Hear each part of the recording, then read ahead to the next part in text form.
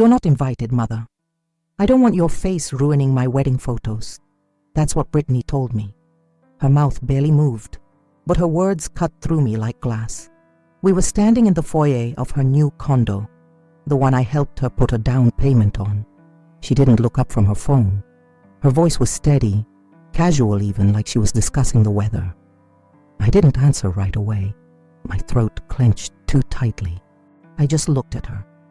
Her polished hair, her pristine nails, her cold eyes that used to once light up just seeing me. "I raised you alone," I whispered, like maybe that counted for something. "I worked double shifts at the diner so you could go to college. I sewed your prom dress with bleeding fingers, and now I'm not good enough for a picture." She sighed like I was being dramatic. "It's not personal. It's just you don't fit the aesthetic. It's a vineyard wedding, very modern. You wouldn't understand." My heart didn't break with a loud crash. It crumpled slowly and painfully like paper soaked in tears. She walked away before I could speak again. If you've ever been disrespected by someone you love, this story will speak to your heart. After Brittany closed the door behind me, I stood outside for a long moment, the wind tugging at the thin scarf I'd wrapped around my shoulders. The same scarf she'd given me one Mother's Day, back when she still called me Mama instead of Mother. I didn't cry until I got home. The kettle screamed as I stared at the empty chair across the table. That chair had held her laughter during countless late-night teas when she was little and scared of thunderstorms. I used to hold her hands and tell her, "The storm will pass, baby. It always does." Now it was just me, an old woman with tired hands and no wedding to attend. I reached for the photo on the refrigerator. Brittany at 6, with her crooked smile and the sunflower dress I made from scraps. I used to tell her she was my sunshine. She used to believe it. I pressed my forehead against the cold fridge door, holding the picture tight in my palm. My knees trembled under the weight of invisible things. Years, sacrifices, words I never thought I'd hear. I didn't know what hurt more, being uninvited or realizing I wasn't surprised. I poured the tea anyway. Old habits, 2 cups, one for me, one that stayed untouched. Outside, the neighbor's wind chimes clinked gently like a soft reminder. Some storms are quiet. The next morning, I opened the cedar chest at the foot of my bed, the one I hadn't touched in years. Inside, carefully folded beneath layers of old tissue paper, was Brittany's wedding dress. No, not the one she'd be wearing now. This was the dress I'd started sewing when she was 14. Long before she had a boyfriend, long before she knew what love was. She'd seen a lace gown in a movie once, pointed at the screen and said, "That's what I want, Mama, someday." So I started working on it, piece by piece, year by year, hand-stitching every hem between double shifts, saving for beads instead of medicine, trading Sundays with other waitresses just to afford the silk. It was almost finished when she met Travis. After that, she changed. Her smile grew tighter, her visits shorter, her words sharper. I tried offering her the dress once, months ago. She barely glanced at it. "That looks homemade." It was, and that was the point. Now I touched the lace I once sewed under dim light, thinking it would wrap around my daughter's happiness. I traced the seams with fingers that had aged with hope. All that time, I thought love meant giving. But love, I'm learning, also means letting go. I folded the dress back, not with anger, with reverence. It had never been worn, but it had held so many dreams. And dreams, like daughters, don't always come back the way you remember. 3 weeks before the wedding, I found out the date by accident. I was at the grocery store, standing in line behind Mrs. Eaton, our old neighbor from 2 streets over. She turned, surprised to see me, and smiled wide. "Oh, Darlene, are you excited? It's coming up so soon! Brittany's big day!" My mouth went dry. She kept talking, innocent and cheerful. "My granddaughter's one of the bridesmaids. She said it's going to be stunning. The vineyard, the flowers, the string quartet. It sounds like a dream." I nodded. I think I even smiled. But inside, something slipped, like a plate breaking quietly in a cupboard no one opened anymore. I hadn't received an invitation, not even a mention, nothing in the mail, no phone call, not a whisper. She didn't just uninvite me. She made sure I wouldn't even know when it was happening, as if I didn't exist, as if I was a smudge she'd rather erase than acknowledge. When I got home, I sat on the porch steps and stared at the mailbox. It was empty, like my chest. The wind moved the trees gently as if the world didn't notice a mother's heart caving in. I thought of all the letters I'd sent Brittany in college, how I'd tucked little bills inside, how I'd written "I love you" in the corner of every envelope. Now the silence from that same mailbox screamed louder than any insult. That night, I opened the drawer beside my bed, the one I keep locked, though I'm not sure why anymore. Inside, wrapped in a handkerchief yellowed with time, was a photograph. Brittany was 9. Her front teeth had just grown in. She wore overalls and no shoes, sitting on my lap in the yard, both of us covered in flour from baking. Her cheeks were round, her eyes bright, and my smile looked full. I held the photo like it might disappear if I blinked too hard. I remember that day. She'd called me the best mama in the world because I let her eat cookie dough straight from the bowl. I remember her tiny arms wrapping around my neck, her whisper, "Promise you'll never leave me." Funny how children think mothers might leave, when it's almost always the other way around. I hadn't looked at that photo in years. Maybe I didn't want to see the girl I'd lost. Not to death, but to distance, to pride, to whatever bitterness had replaced her softness. I pressed the photo to my chest, closed my eyes, and tried to breathe around the ache. I didn't want revenge. I didn't even want an apology. I just wanted her to remember, not the favors, not the money, but the love. The days when we were more than titles, more than mother and daughter, when we were just us.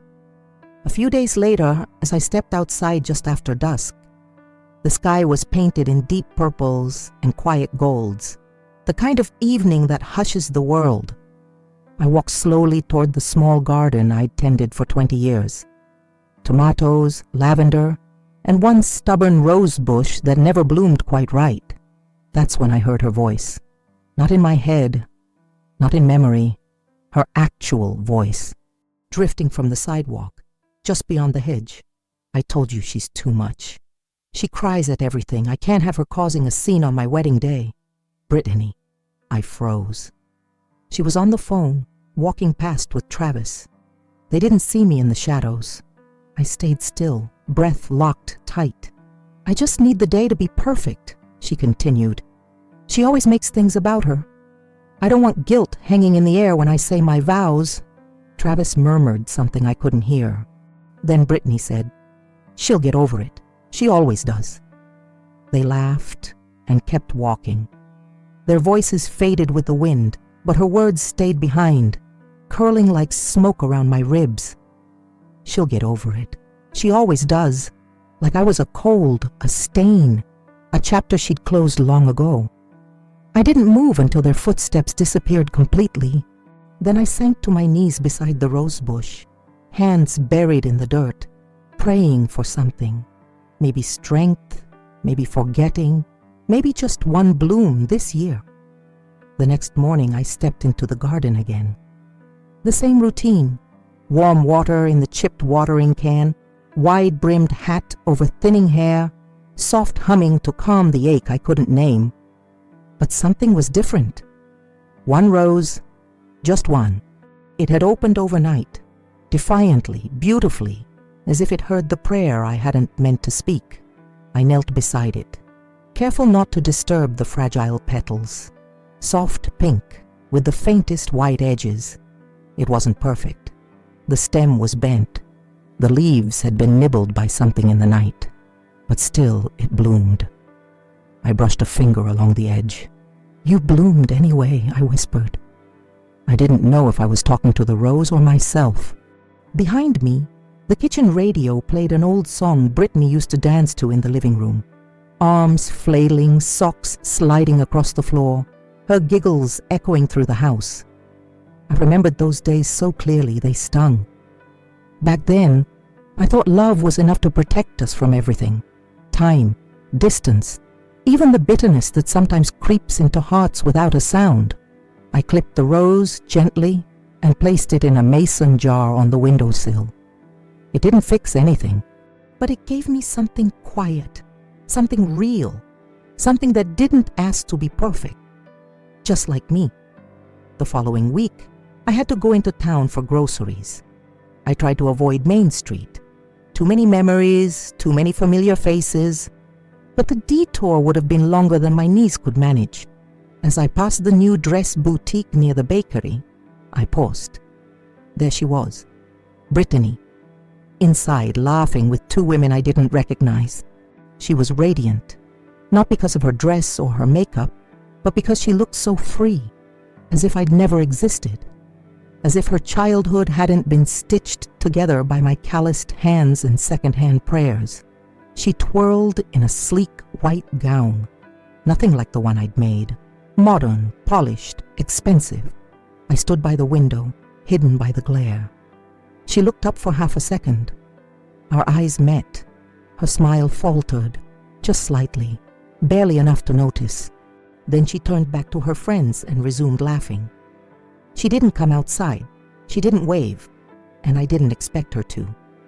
Still, I stood there for a while, watching her spin in circles, the way she used to when she played dress-up with my old scarves. I used to clap, pretend she was on a grand stage. She'd bow and run into my arms. Now she twirled for someone else. I turned away before the tears could rise. Not because I was ashamed, but because I finally understood. She didn't just uninvite me. She'd already replaced me. That evening, after returning from town, I found an envelope wedged between the front door and the frame. No stamp, no name on the front, just a plain cream-colored square. Thick paper, the kind used for weddings. My hand trembled as I opened it. Inside was a folded card. Elegant script in gold ink. Mr. and Mrs. Travis Ellington request the pleasure of your company at their wedding celebration. It was dated for the following weekend, and at the bottom, in Brittany's handwriting, or maybe her assistant's, a note scribbled hastily. If you come, please don't make it a thing. Sit in the back. That was it. No love, no hope to see you. Just a conditional allowance to exist quietly in the shadows of her perfect day. I held the card for a long time. I dreamt of this moment, of being invited, of being wanted. But now that it was here, it felt hollow. Not a gesture of love, just damage control. I could picture her saying it. If I don't invite her, people will ask questions. And yet part of me still felt that old, tired hope, because mothers, we never fully stop hoping, even when it hurts. I placed the card on the kitchen table, right next to the mason jar with the single rose. They looked strange together, beauty and cruelty side by side. I didn't know yet if I would go, but something deep inside whispered, "Don't sit in the back." That night, I didn't eat. I just sat in my old armchair, wrapped in the cardigan Brittany gave me back when she still called me after dinner. The house was silent, save for the slow ticking of the kitchen clock and the occasional groan of the floorboards settling, or maybe mourning. The invitation sat on the table like it knew it didn't belong here. I picked up my Bible.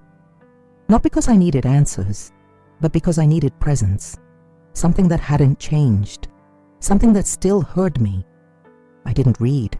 I just held it against my chest and closed my eyes. And I prayed. Not for revenge, not even for her love. I prayed for dignity, for enough strength to stand up straight if I walked into that vineyard alone. For peace when I looked into eyes that once called me a burden. For silence to carry me through the pain without shattering. I prayed for one honest moment, one crack in her armor, one glance that said, "I remember who you were to me." And when the tears came, I let them. Because hiding them never made me stronger. It just made me lonelier.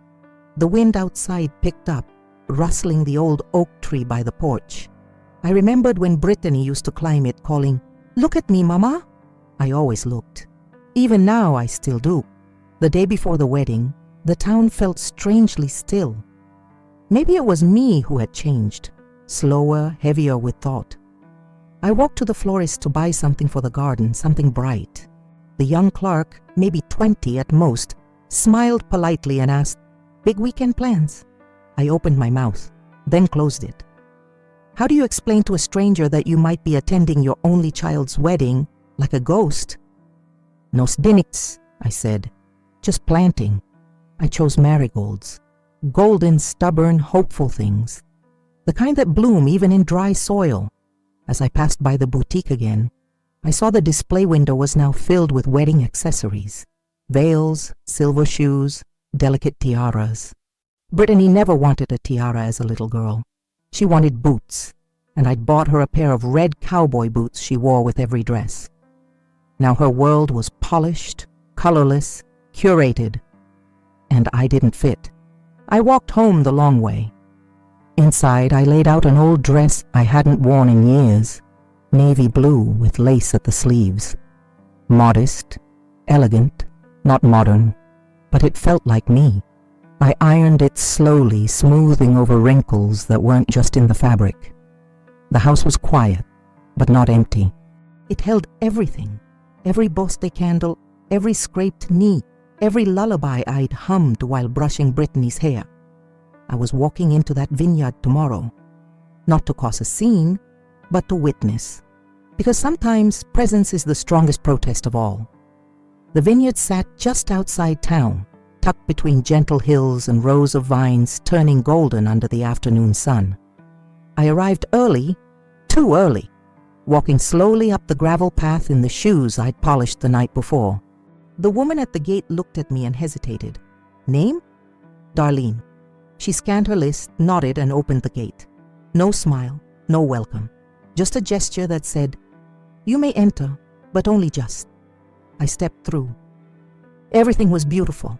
Crisp white chairs lined in perfect rows, petals scattered like whispers down the aisle, a string quartet tuning quietly under a silk canopy. And yet I'd never felt more out of place in my life. Guests started to arrive, all dressed in elegant shades of beige and champagne. No one looked familiar. No one looked like family. I found a seat in the last row, far left corner. Brittany's note echoed in my ears. "Sit in the back." So I did. But I sat tall. I kept my hands folded over my purse, the one she'd bought me long ago for Mother's Day, back when she still believed I was her world. As I watched people greet each other with smiles and glasses of Prosecco, I imagined what they knew, what version of me Brittany had offered them. Did they know about the long nights, the peanut butter sandwiches when the fridge was empty, the lullabies, the fevered foreheads? Or had I become just a footnote in her perfect beginning? Music began, soft, slow strings floating through the autumn air. The crowd turned. Whispers settled into stillness. Then she appeared, Brittany, my daughter, draped in ivory silk, bouquet trembling ever so slightly in her hands. Her hair pinned back, face glowing under delicate lace. She looked breathtaking, but not because of the dress, because of the strength I remembered, hidden somewhere behind that carefully composed expression. She stepped forward, and then her eyes found mine. It was only for a second. One heartbeat, 2 breaths. She paused, a flicker, not of joy, not of anger, but something else, something unspoken, recognition, a memory maybe, a ghost of a mother who used to hold her when the world was too loud. Then she looked away. The moment passed. She kept walking, her arm tucked in Travis's father's, who now played the role I once imagined for myself. People turned their heads, smiling, admiring. No one saw me, except her. That glance, brief and flickering, was not warm, but it wasn't blank either. It said, "You came," and maybe also, I didn't think you would." As she passed, a petal from her bouquet fell onto the aisle. The wind caught it and carried it towards me, landing near my foot. I bent down, picked it up, and held it in my lap. One fallen petal, one silent offering. Maybe it meant nothing. Maybe it meant everything. After the ceremony, guests drifted towards the reception area. Tables dressed in white linen, string lights glowing like stars in a storybook. I lingered near the edge, watching from a distance. A woman in her 40s, perhaps one of Travis's relatives, approached the table behind me and whispered to another guest, "Is that Brittany's mother back there? I thought she wasn't invited." The other one responded, too loud for a whisper. I heard there was drama. Something about her being overbearing. You know how mothers can be. I turned my head slightly but said nothing. I've learned that silence can be a form of dignity. And sometimes, the truth doesn't need to shout. It just needs to breathe. I found a seat at the furthest corner table, near the fire pit where no one else sat. A waiter passed by and offered me wine. I accepted. It tasted expensive, cold, clean, but it couldn't wash down the bitterness rising in my throat. I glanced toward Brittany, now laughing among her guests, champagne in hand, her veil pinned back like a crown. Her laughter floated above everything, carefree, distant. She didn't look in my direction once. I sipped slowly, watching the flame dance in the fire pit. If they wanted me invisible, I would be, but I would remain. Because that's what mothers do. Even when the world turns its back, we remain. Like the last embers that refuse to die, even when no one needs the warmth anymore. I was halfway through my wine when a young woman approached. She couldn't have been more than 20. Pale pink dress, nervous smile. She clutched a napkin in her hands like it was a lifeline. "Excuse me," she said softly. "Are you Brittany's mother?" I hesitated, then nodded. She sat without waiting for permission. "I'm Grace. I've heard a lot about you." I gave her a tired smile. "I'm not sure that's a good thing." She looked down, cheeks flushing. "I just wanted to meet you. I live with Brittany's friend Amanda. We went to school together." Then she looked at me. Really looked. "Can I say something strange?" she asked. I nodded again. "You look like someone who's loved deeply and gotten very little in return." I didn't speak. I couldn't. "I don't know the whole story," Grace continued, "but Brittany, she talks about you more than you'd think, even when she's mad." That surprised me. She said once, Grace added, "My mother used to hold everything together, even when we had nothing." I blinked, slowly. "She said that?" "She won't say it out loud," Grace said, standing now smoothing her dress. "But I think somewhere in her heart, she misses you, even if she doesn't know how to show it." Grace left before I could reply. I stared at the napkin she left behind. She'd written something on it. "You showed up anyway. That's love." Dinner was served. Plates clattered, glasses clinked. The hum of conversation floated under the canopy like a low tide. Then came the toasts. Travis's father spoke first, all praise and charm. Then a bridesmaid with glossy lips and a shaky voice recalled college memories and spa days. Laughter rippled. Next was Brittany. She stood, tall and composed, the microphone delicate in her hand. "Thank you all for being here," she began, her voice smooth, practiced. "This day means the world to us."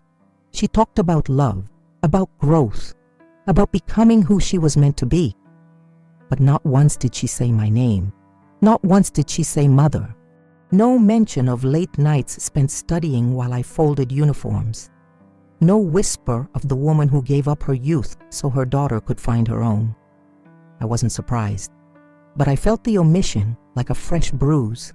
Still, I watched her, not with anger, but with the strange ache of distance, the kind that doesn't grow overnight, but over years of small choices and unspoken hurts. She raised her glass. "To the people who made me who I am today." Everyone clapped. I did not. Because silence, again, felt more truthful. The string lights above shimmered like stars on the edge of forgetting. I sipped the last of my wine and sat quietly. The only person at that table who had held her in the dark, who had kissed every scraped knee, and somehow the only one now left unnamed. The music shifted. Soft jazz melted into something slower, more tender. The first dance. Travis led Brittany to the center of the floor. They moved in rhythm, surrounded by murmurs and camera flashes, as if floating in their own spotlighted world. I stayed in my corner, folding the napkin Grace had left like it was something sacred. Halfway through the dance, they invited guests to join. Couples drifted forward, laughter, quiet kisses, the hush of silk against silk. I remained seated, not because I wasn't able, but because I wasn't asked. And then something unexpected happened. The violinist changed tempo, gently transitioning into an old melody. Blue Moon, the same song I used to hum while rocking Brittany to sleep when her father left. I knew she heard it too. Her steps faltered just slightly. Travis didn't notice, but her hand twitched in his. And in that one flicker of uncertainty, she looked up. Not directly at me, but toward the back, toward where I sat. And though our eyes didn't meet, I saw the hesitation, the memory, the tiny crack in her mask. That song wasn't chosen for me, but fate has a way of weaving threads where people try to cut them. I placed the folded napkin back into my purse. That was enough for now. Not forgiveness, not healing, but a note played in a key only she and I remembered. And sometimes a song is a kind of apology, even when no words are said. After the dance, I slipped away from the reception. Not to leave, but to breathe. I found the women's bathroom near the edge of the courtyard. It was empty, cool, lined with soft lighting and a faint scent of lavender soap. I stood before the mirror, barely recognizing the woman in it. The navy dress clung a little tighter than I remembered. My hair, pinned with care that morning, had loosened. There was a smudge of lipstick on my Cupid's bow I hadn't noticed earlier. But it was the eyes that held me still. Not because they were tired, but because they were awake. All day I'd been shrinking myself, folding into corners, holding grief like a polite guest in my lap. But in that mirror, I saw the truth. I had every right to be here. I'd earned that right in night shifts, in silent tears, in second-hand shoes, and first-grade art projects taped to a fridge door now yellowed with age. This wasn't about vengeance. It was about presence. And presence is power. I adjusted my hair gently, reapplied a touch of lipstick, and stood taller. A young woman entered, nodded politely, and said, "I hope someone told the bride how beautiful her mother looks today." I smiled. Not because of the compliment, but because she didn't know she'd just spoken the most honest words I'd heard all evening. I left the bathroom with slower steps. Not because I was weary, but because I finally walked with weight. It happened just before the cake was cut. I was returning to my table, napkin in hand, when I heard a voice behind me. Loud enough for the nearest tables to hear, soft enough to pretend it wasn't meant for attention. Wow, she actually showed up. Laughter followed, polite, thin, sharp. I turned slowly. It was one of Brittany's bridesmaids, the one with the glossy lips from the toast. Her eyes were glazed with wine, her smile just cruel enough. "I mean," she continued, "I guess she couldn't resist. It is her daughter's big day." Someone else added, "She must feel so proud," from the back row. I looked at them, not with shame, with a calm so quiet it unsettled them. "I am proud," I said, voice clear. "Not of this moment, but of what I survived to be standing here." The words were simple, honest. I didn't raise my voice. I didn't cry, but the laughter stopped. They turned away, faces flushed, drinks suddenly fascinating. I returned to my seat. No one clapped, no one comforted, but I felt something shift inside me. something like dignity brushing the dust off its coat and sitting beside me again. The cake was brought out moments later, but I hardly noticed. Because sometimes the deepest humiliation isn't about insults. It's about being seen, misunderstood, and still choosing to remain whole. That night, I wasn't ignored. I was witnessed. And for once, I didn't lower my eyes. Later that night, after most guests had danced their last and wandered towards the bar or their cars, I wandered too. Not away, but closer. To the photo display. A large wooden board clipped with strings and tiny fairy lights, filled with pictures of Brittany and Travis through the years. Vacations, holidays, college formals, everyone carefully chosen. But I noticed something. There were no childhood photos. Not one. No baby teeth grins. No school plays. No flower-covered faces from cookie nights. Nothing of the girl I raised alone. She had cut her story in half, starting it from the day she met him, as if I had never been the beginning. My fingers brushed one corner of the display. And then I saw it, tucked behind a frame at the very bottom, mostly hidden by glare and shadow. A photo of Brittany, age 9, sitting in my lap, covered in flour. The same one I had in my drawer. Someone had tried to include it. Maybe a cousin. Maybe Grace. Maybe even Brittany herself, for one brief, uncertain moment. But someone else had buried it. I didn't move it. I didn't need to. I saw it. I remembered. And now I knew. No matter how far she tried to rewrite the story, the truth had roots. And roots, once planted deep, never really let go. Especially the ones watered by a mother's love. Just as I turned from the photo board, I felt a presence behind me. "Mrs. Darlene," I turned. Travis, handsome, polished, every hair in place. But his voice wavered slightly, like a man walking across uncertain ground. "Can I speak with you?" he asked. I nodded, surprised. He led me a few steps away from the glow of the reception and into a patch of quiet near the olive trees. "I didn't know she hadn't invited you," he said softly. "Not until last week." His eyes didn't meet mine. "She told me you'd be traveling, that you wouldn't want to come." I didn't answer. I let the words fall between us like leaves. "I pushed her to invite you," he added. "I thought it was the right thing." I looked at him. This man who now wore my daughter's ring, who danced with her, who didn't know the woman who'd sewn her childhood back together more times than I could count. "She's lucky," I said. He looked confused.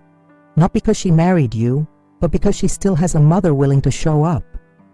He swallowed hard. Then, unexpectedly, he said, "I hope she realizes that one day." I almost said me too, but instead I offered a small, tired smile. "Realizing too late," I said gently, "is still too late." He didn't argue. He only nodded and walked away slowly, the sound of his shoes fading like apologies in the dark. The next morning, I woke with the ache of every emotion still pressed against my chest, but also a strange, quiet clarity. The wedding was over. I'd shown up. I'd stood tall. I hadn't asked for anything, and I hadn't been asked to stay. The house was still. The only sound was the kettle beginning to boil. I stared at the phone. Part of me expected it to ring. Maybe Brittany would call. Maybe there'd be a flicker of remorse, some leftover warmth softened by sleep and reflection. But the phone stayed silent. Not even a text. Not even a thank you. I brewed my tea and sat at the kitchen table, the same table where she once made science fair posters and spilled glitter everywhere. The rose in the mason jar had begun to wilt, its petals curling inward as if protecting its last softness. I touched one gently. It was never about the wedding. It was about being remembered, being held somewhere in her heart, even if just for a breath. I sipped my tea slowly, watching the steam rise like a quiet exhale from the past. Outside, the wind picked up, lifting leaves across the porch. I thought of Grace, of Travis, of the photo halfway hidden. Small cracks, small truths. Sometimes change doesn't come in waves, it comes in drips. And though the phone didn't ring, I no longer needed it to, because I had already heard the truth. In silence, in song, and in the strength it took to simply show up. A few days later, I found it, tucked inside the folds of my navy dress, slipped there without my noticing. A small cream-colored envelope. My name, Mama, written in the handwriting I hadn't seen in years. I sat down slowly, heart thudding like it did the day she took her first steps. Inside was a letter. I don't know why I'm writing this, except that I couldn't say it out loud. I was scared you'd come, and I was scared you wouldn't. I've spent so much of my life trying to become someone. Someone polished, admired, in control. And I blamed you for everything messy in me.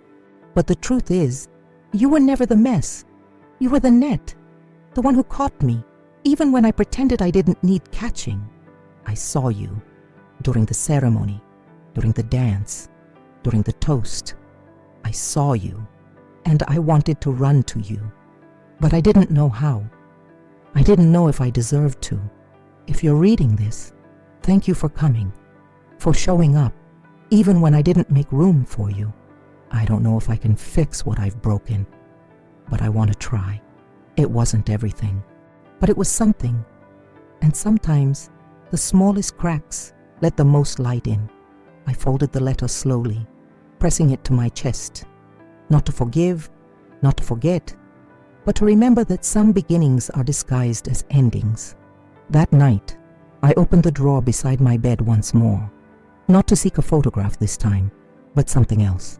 A necklace, silver, simple, with a small heart-shaped locket.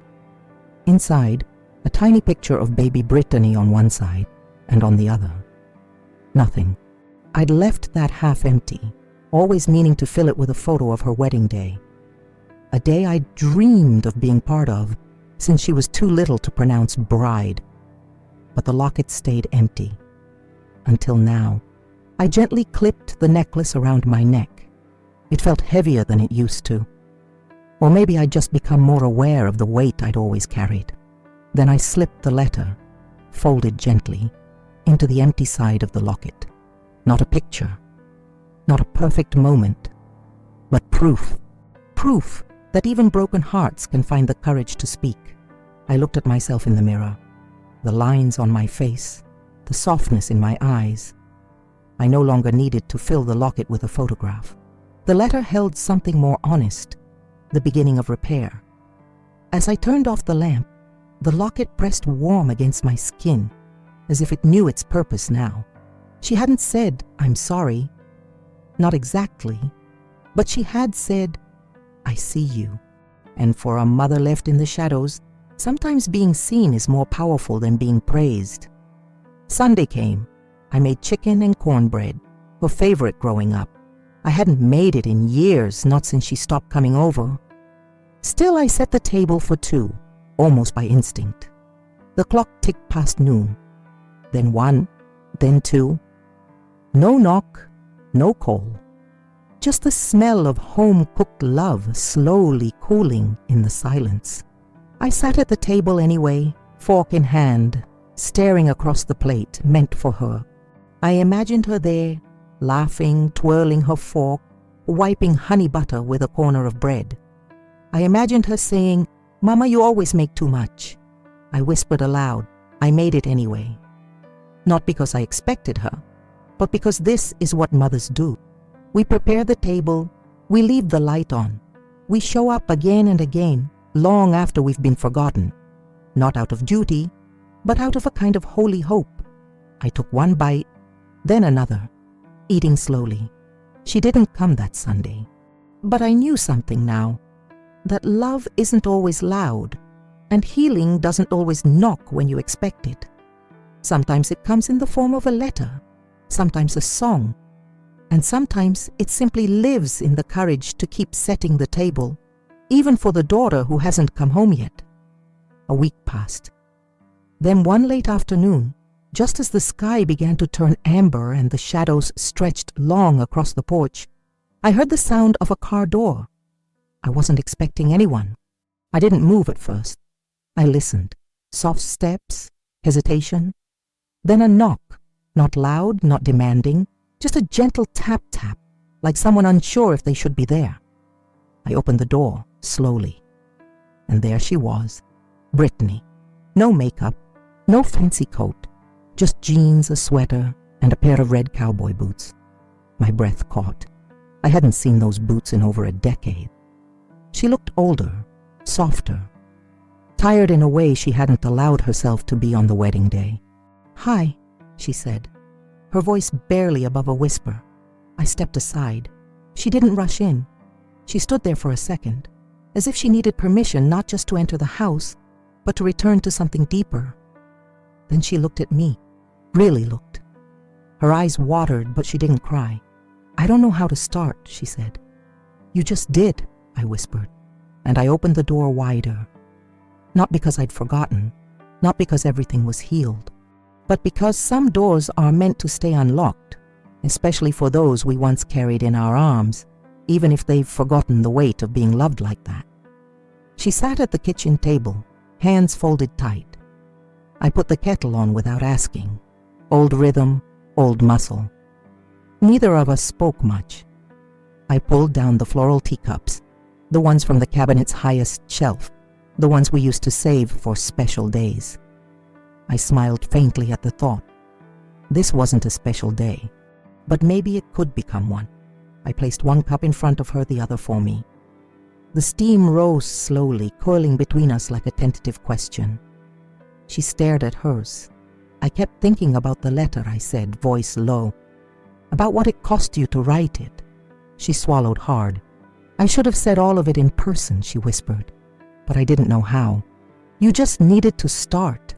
She looked up, and for the first time in years, her eyes weren't guarded.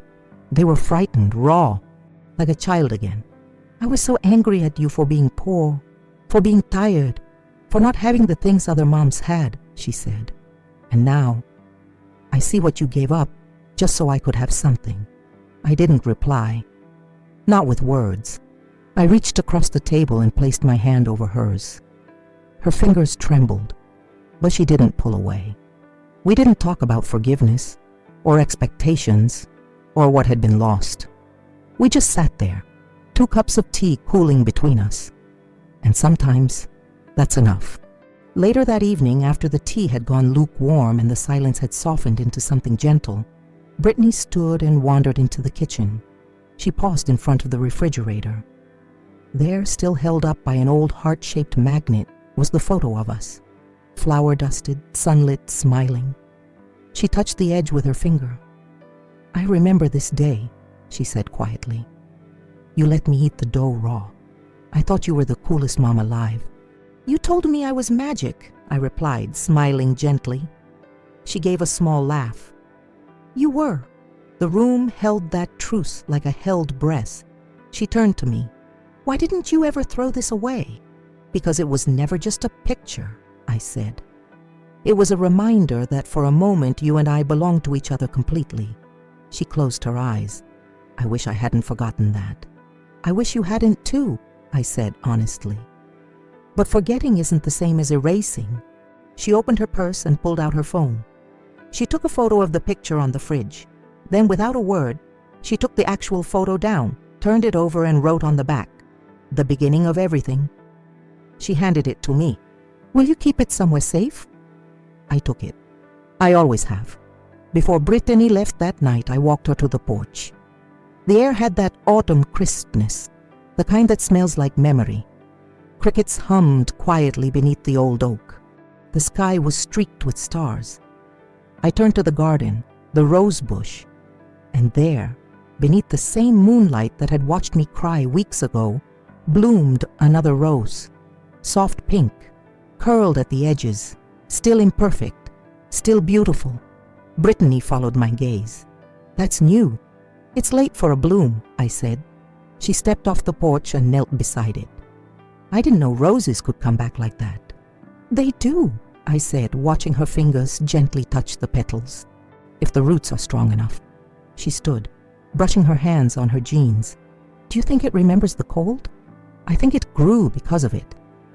She looked at me, this time without pretense, without armor. I was cruel. I didn't answer. Some things don't need confirming. I can't change what I did.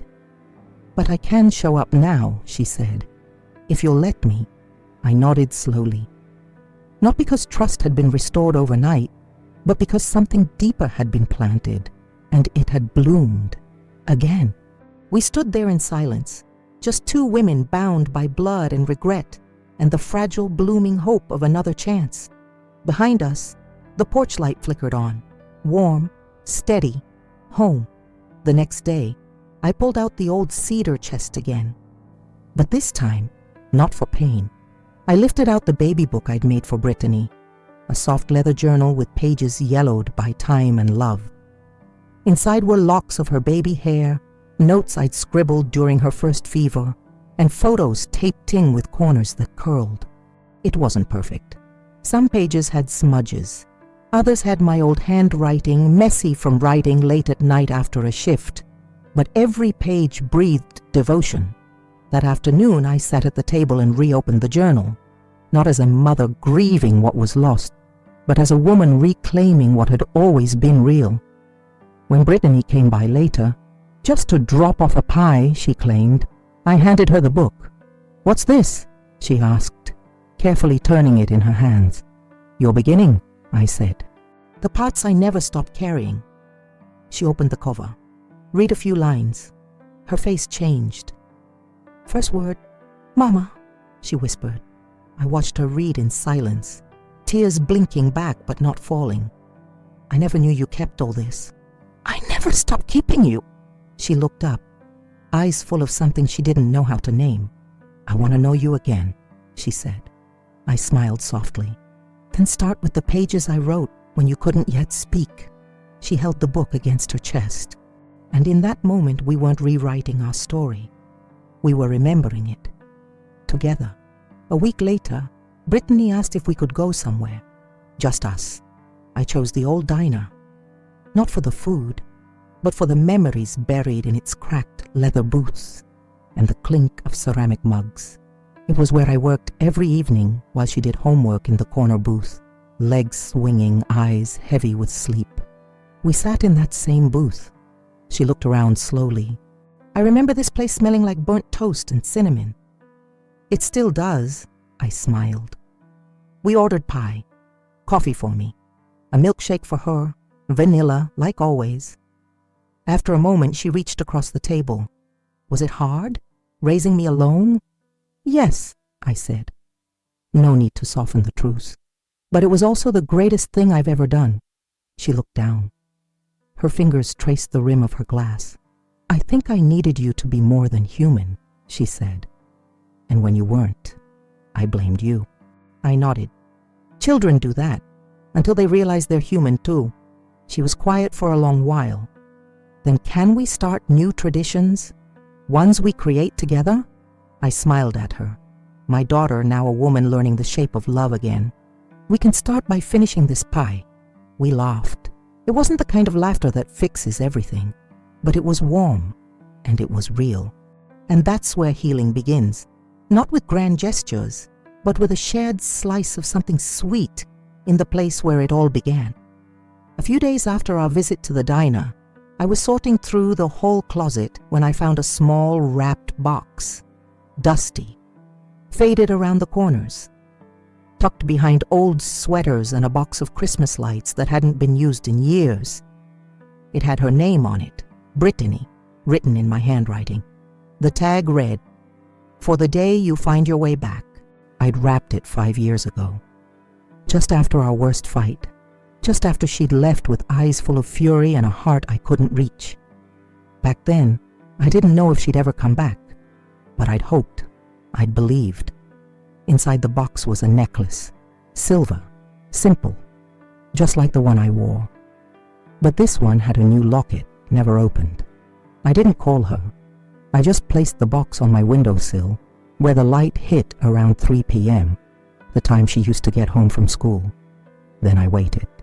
She came by that evening holding 2 coffee cups. We didn't speak right away. She saw the box before I said anything. Her hands shook as she opened it. Inside the locket was a tiny note I'd tucked in all those years ago. "You will always have a home in my heart." She clutched it to her chest, and for the first time in so long she fell into my arms, like she used to when the world was too big and all she wanted was to be held. Weeks passed. We didn't speak every day, but something had changed, not with words but with rhythm. She came over most Sundays, helped in the kitchen, laughed more, sat with me on the porch, and watched the trees lose their leaves without rushing the moment. One afternoon, she asked if she could help in the garden. I handed her the gloves, showed her how to prune back the roses, how to watch for buds that might still bloom even as the season turned colder. We worked side by side in silence, broken only by the crunch of leaves beneath our knees and the occasional brush of wind. Then she looked up, dirt smudged on her cheek. "Why didn't you ever give up on me?" I didn't answer right away. I pressed my hand to the soil and said, "Because roots don't love only when things bloom. They hold on through the frost." She nodded, her eyes brimming. We planted bulbs for spring, daffodils and tulips, flowers that wouldn't show their faces until long after the cold had passed. "You won't see them for a while," I said, "but they're in there, sleeping, waiting, like us," I thought. Later, she placed one hand on my shoulder and whispered, "Thank you for waiting for me." I smiled, brushing soil from her hair. "I always knew you'd return to the light, because even daughters who lose their way eventually find the path home, especially when the garden is still tended." Spring came slowly, but it came. One morning, Brittany arrived with a cardboard box in her hands. Her car sat in the driveway longer than usual. I watched from the window as she took a deep breath before walking up the steps. When I opened the door, she didn't say much. She just held out the box. These were yours." Inside were the things I hadn't seen in years. My sewing scissors. A ceramic angel she broke at age 5, and I'd glued back together. A stack of letters I'd written to her in college, unopened. "I kept them," she said, "even when I told myself I didn't care." Her voice cracked. I did. I reached inside and pulled out one letter. The ink had smudged with time, but at the bottom I had written, "I believe in you, even when you don't believe in me." She looked around the house. Her eyes lingered on the photo wall, the kitchen, the hallway with the height markings we'd drawn over the years. "This house," she whispered, "it's like you, still standing even after everything." I nodded. "It remembers," I said. She asked, "Can I come home for a while?" Not because she needed a roof, but because she needed to feel rooted again. And I said yes. Because this house, this heart, had always been waiting. Some doors are never truly closed. They're just waiting for the right knock. It was a Sunday when Brittany returned, not for tea or a short visit, but with a suitcase and a quiet, hopeful kind of presence. I stood at the door as she stepped through with slow, reverent steps, as if the house itself might forgive her. Brick by brick, silence by silence. I remembered the last time I'd watched her walk out that same door, voice sharp, shoulders rigid with pride. Years ago, she'd said, "I need space, Mother. You don't get it." And I had let her go. Now she stood in the same doorway, older, softer. This time, she turned to face me. "I know I said this house didn't feel like home anymore," she said. I nodded, remembering the sting. "But I was wrong," she added. "I just didn't recognize home when I was too busy trying to become someone else." She opened her suitcase in the hallway. Inside were just a few clothes, a framed photo of us I didn't know she had, and the rose from my garden, dried, still clinging to its soft pink hue. She placed it gently on the entry table. "I brought this so I wouldn't forget what blooms when you're patient." I reached for her hand.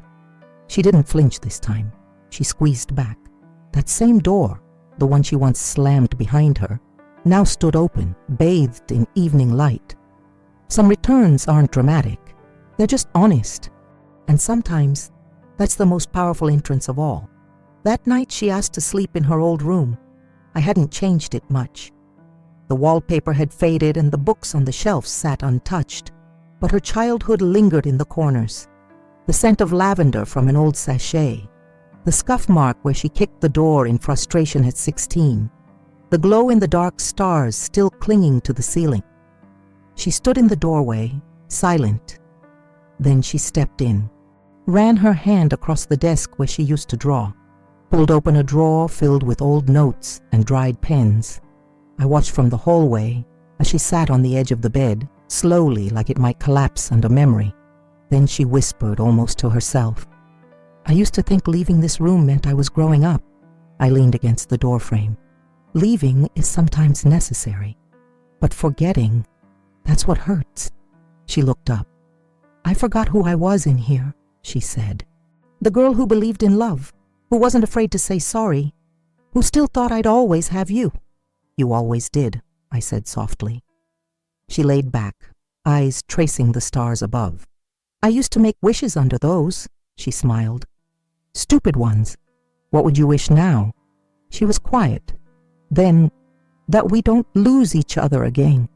I nodded. "We won't." And for the first time in years, she slept under the stars that once held her hopes.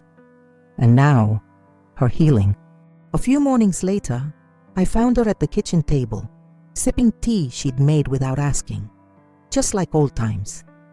Before her sat a half-finished wedding album, pages blank, photos unsorted in a neat pile beside it. "I couldn't finish it," she said. "Not after everything." She lifted a photo from the stack, one of her twirling in her dress, bouquet in hand, smile a little too polished. This felt like someone else's life. She picked up another. It was the one Grace must have taken. A shot from the back row where I sat, hands folded, rose pinned to my dress. She stared at it for a long moment. I didn't even know this picture existed. Then slowly, she placed it in the album. "I want to include the whole story," she said. "Not just the version I pretended was perfect." She passed me a photo of the garden, the rose in full bloom, and another of us, at the diner mid-laughter, fork halfway to my mouth. "These are part of my beginning too," she said. I nodded, gently smoothing the corner of one page. She offered me a pen. "Would you write the captions with me?"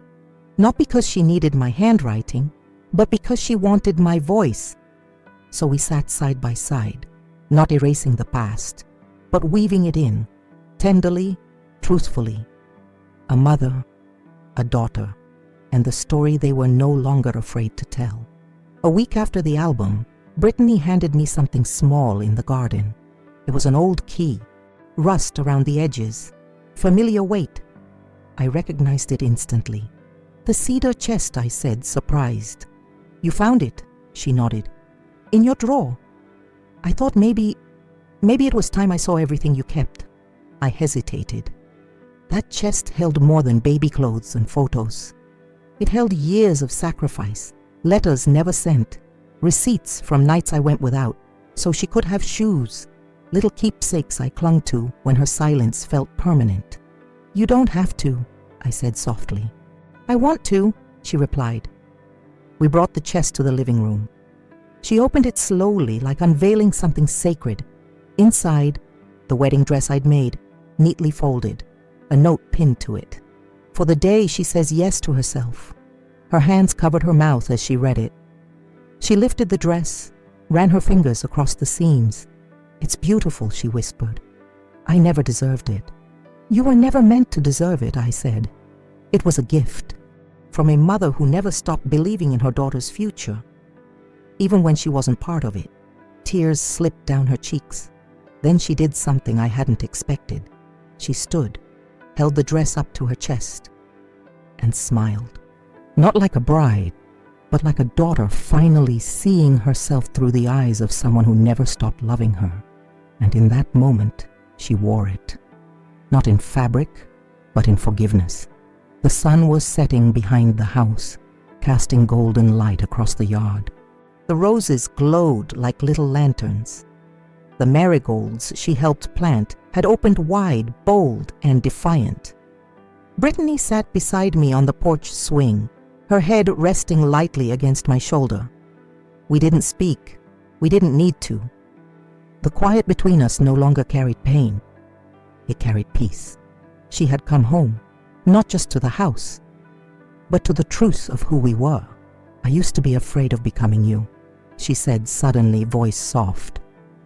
I waited, but now, I think if I end up with even half your strength, I'll be all right. I didn't cry. I just held her hand. The same hand that once clung to mine in grocery stores, in nightmares, in thunderstorms. The same hand that had let go for too long. We watched the last light slip behind the trees. A breeze stirred the wind chimes.